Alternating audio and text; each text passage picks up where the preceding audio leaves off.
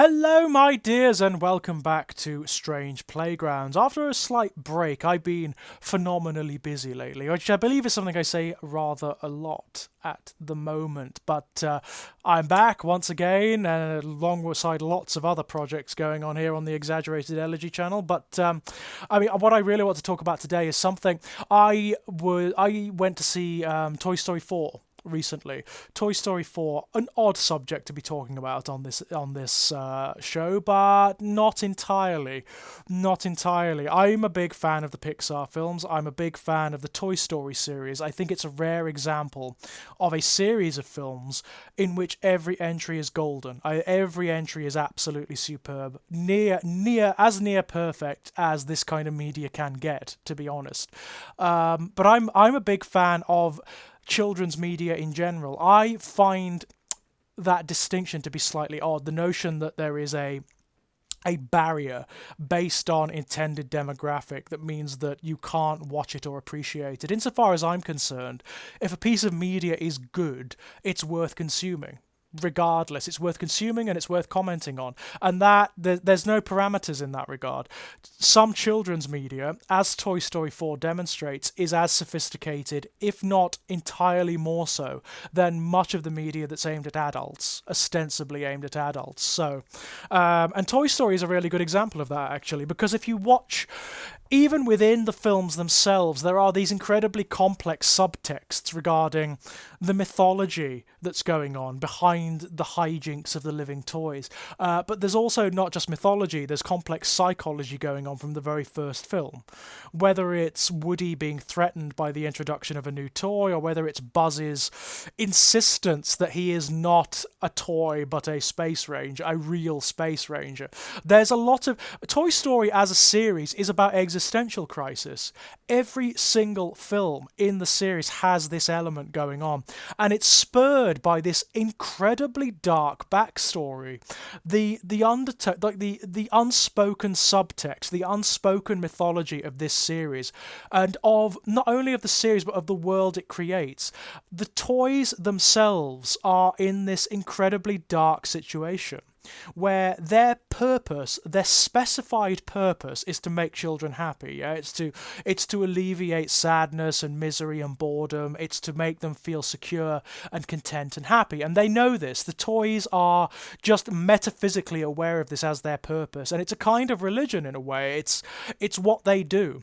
There has never been one thing Toy Story hasn't grappled with as of yet is the toy that doesn't want to be this or do this. The toy that rails against its intended function. There's a little bit of that in Toy Story 4, but it doesn't really follow through. It's not really what the film is about as such. That would be a very interesting tension to explore, because these creatures, these sentient beings, are made sentient knowing that this is their purpose, and they follow it through unthinkingly. It is entirely selfless. They are aware. It's actually part of their life. There's a degree of desperation in their lives, and a certain degree of morbidity, in the sense that they know that one day they're going to be either tossed out or thrown away or lost or abandoned, or they're going to be taken to the dump or whatever. They know this, and yet they continue out of a sense of, I don't know, sort of nobility, out of a sense that this is their function, that this is what they're supposed to do. That's what they do. And it's kind of beautiful. It's unspoken in the series, but it does come up. It does keep cropping up. A lot of the bad guys, a lot of the antagonists, like the Stinky Pete the Prospector in Toy Story 2 and Lotsa Huggin' Bear in Toy Story 3, they are characters who have realized that this is their lot and don't like it. They're characters who have turned on the prescription. They've turned on the faith, as it were, and have tried to make their own state somehow. And as a result, have actually become worse characters. It's rather than becoming iconoclasts of freedom or sort of anarchists, they've actually become totalitarian in their own peculiar ways. Certainly in the case of Lotsa Huggin' Bear. But that is a really interesting tension that they could potentially explore in the Toy Story series. Like, what happens when you get a toy that is made as a toy, but that doesn't want to do this? it knows full well what its function is. It knows full well that ultimately it doesn't matter what it does. The child in which it places all of its faith, all of its hope, all of its energy will eventually abandon it because they just don't know. They just don't know that these creatures are sentient. It's a dark world. This world that's created in Toy Story. There is an unspoken metaphysics. Like, what, for example, it begs a lot of questions. How are these creatures created? They are just toys. They're created in a factory. Their physical structures are created in a factory by people. They're not like AIs or robots or anything like that because we've seen them taken apart and whatnot. There's not some weird kind of factory or governmental conspiracy that's making these toys sentient or whatever. Insofar as their creators are concerned, they are inert plastic and metal for the most part. But some force, some sort of metaphysical thing happens that makes them alive, that makes them sentient. And not only makes them alive, it gives them personality, it gives them drive, it gives them complexity, it gives them emotions, it makes them in love with the children that they serve. It makes them pathologically devoted to the children they serve. And part of the arc of Toy Story, which I absolutely love, part of the arc of Toy Story is the toys learning to get over that. When you come to the end of Toy Story 4 in particular, it's actually broken that to a certain degree. It's actually called into question in the subtlest way imaginable, that prescription. Because spoilers, there are going to be massive spoilers. I'm going to assume you've seen them all, by the way, including Toy Story 4. At the end of Toy Story 4, one of the key characters realizes, and it's not in a dark way, it's not in a sort of, an anarchic way or in a way that causes division or anything like that. One of the key characters learns that he's fulfilled his purpose now. He's done his job. He has done what he's supposed to do. The children he has been with throughout his life, he has made happy, he has made content, and he has seen off. He's seen them to the point whereby they don't need him anymore. So he goes. He actually becomes what is known as a lost toy. And in Toy Story 4, you have this wonderful division between found toys and lost toys. But what I love about it is it doesn't go for the simple answer.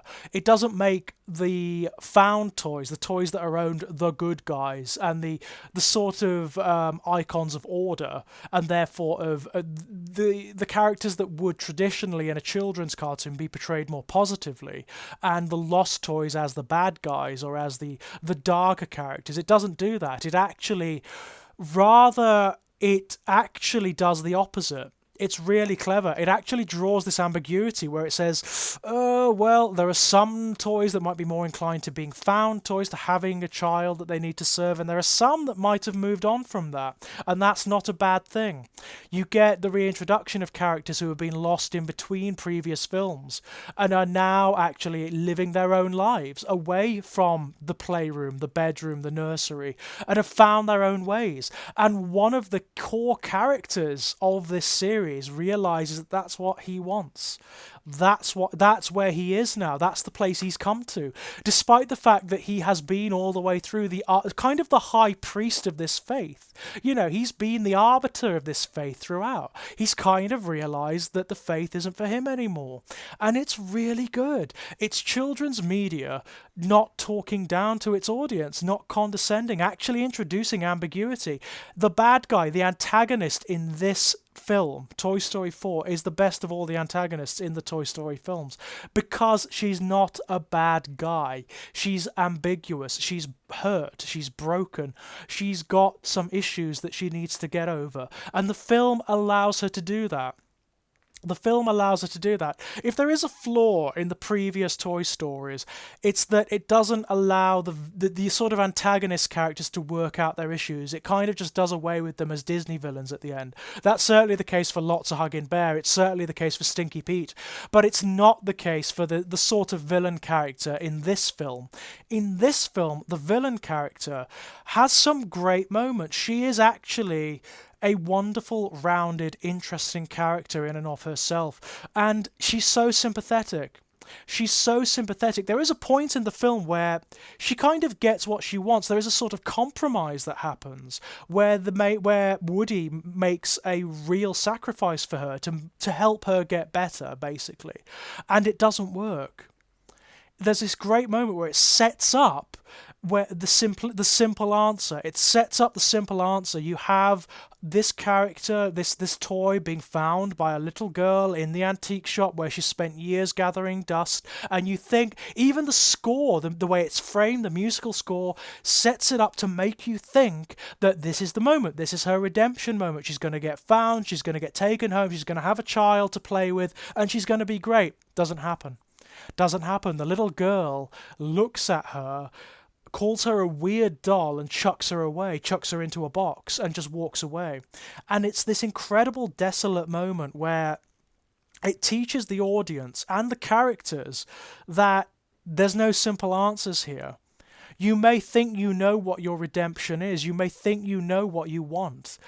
But actually, it might reject you. The life you want might reject you, and you might have to find something else. And that's what Gabby, the sort of the antagonist character, has to do. And the other characters have to help her through it. And through that, some of the characters kind of realize that that is where they are at too. They are at this crossroads. It's absolutely brilliant. It's children's media that doesn't condescend, that doesn't provide simple answers, that actually treats its audience with incredible sophistication. The psychology going on here.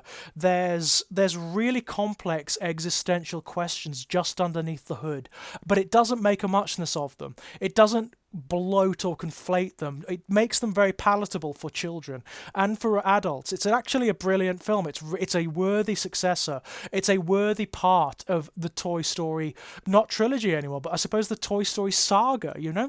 And it's a rare example of a film, a fourth installment in a series of films that not only works, but that effectively caps off the themes and the story arcs of all the other films.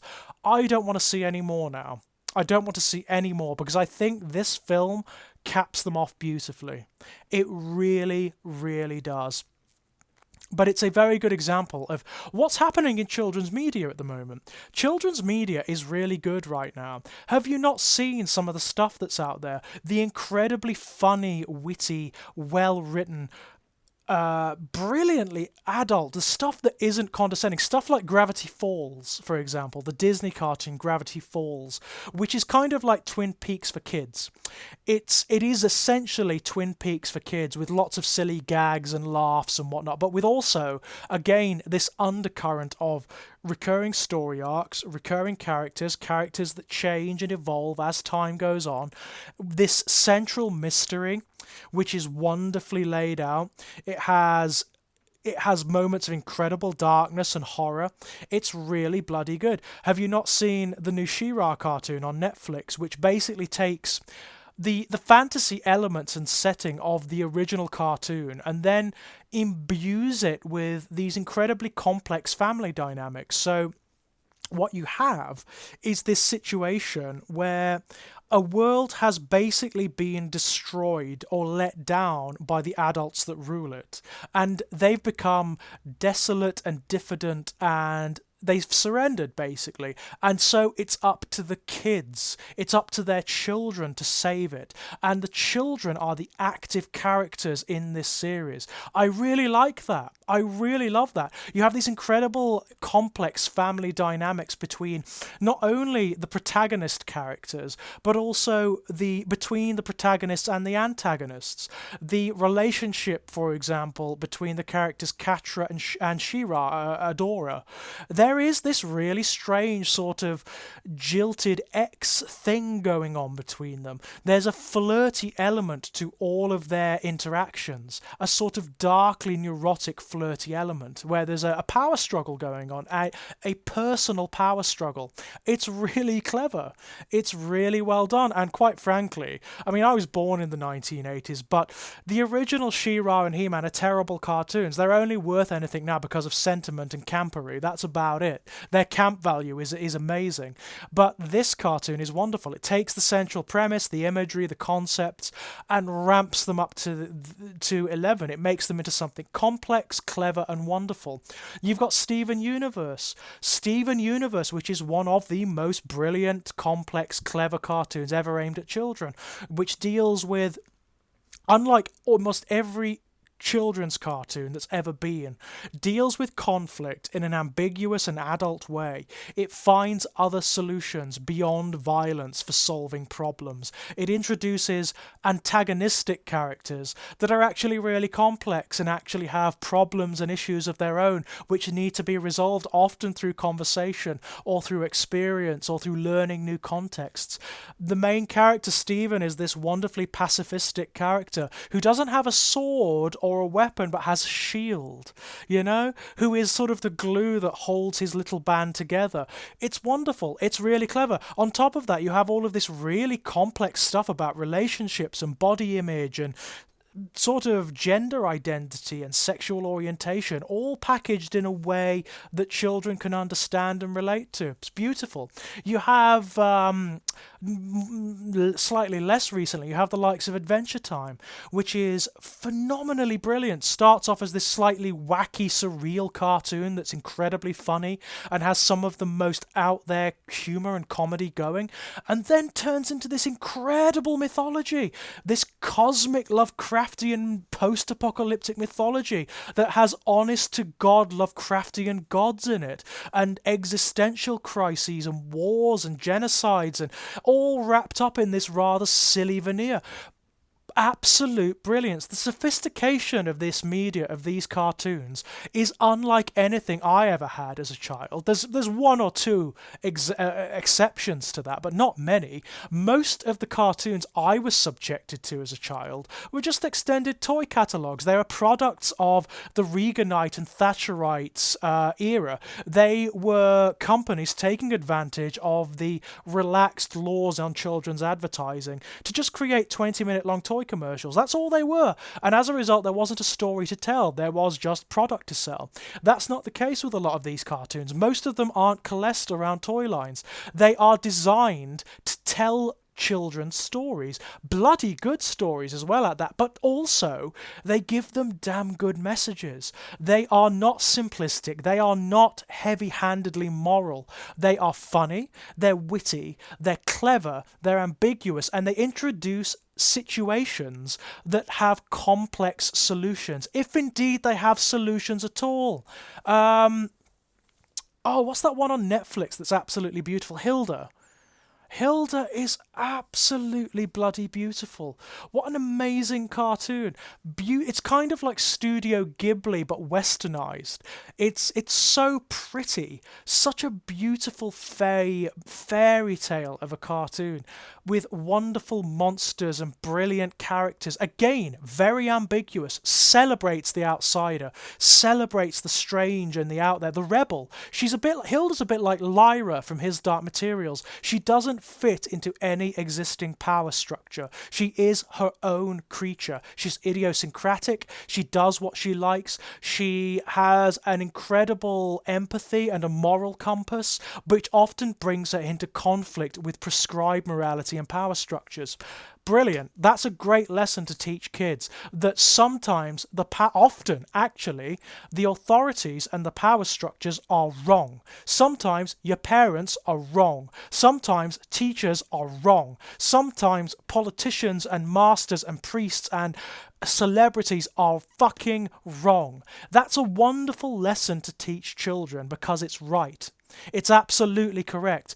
There was nothing like that when I was a kid. When I was a kid, all of the cartoons, almost every cartoon you can think of, was heavy-handedly moral in the most simplistic way. The good guys were the good guys, the bad guys were the bad guys, and that was the end of it. That was the end of it. There was very little in the way of ambiguity. Everything was solved through violence. Every single fucking thing was solved through violence. Whereas now, that's not the case. There is this escalating renaissance in children's media, and I think it's wonderful. It's one of the few places in popular media where this stuff is happening.